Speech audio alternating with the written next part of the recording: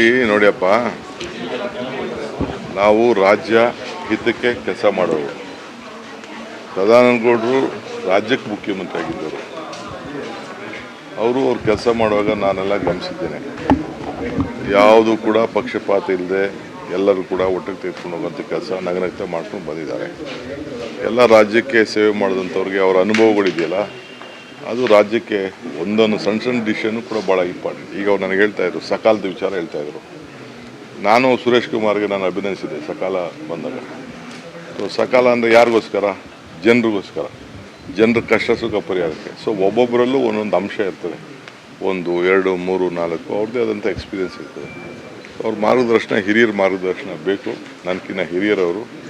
So ಅದಕ್ಕೆ ನಾನು ಅವ್ರನ್ನ ಭೇಟಿ ಮಾಡೋಕ್ಕೆ ಬಂದಿದ್ದೇನೆ. ಅವರು ಅಸೆಂಬ್ಲಿಗೆ ನನಗಿನ್ನ ಮುಂಚಿತವಾಗಿ ಅಸೆಂಬ್ಲಿಗೆ ಬಂದವರು ಅವರು.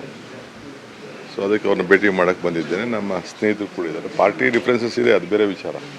ಬಟ್ ರಾಜ್ಯಕ್ಕೆ ಅವರು ಹೋರಾಟ ಮಾಡ್ತಾಯಿದ್ದಾರೆ, ನಾವು ಹೋರಾಟ ಮಾಡ್ತಾಯಿದ್ದೀವಿ.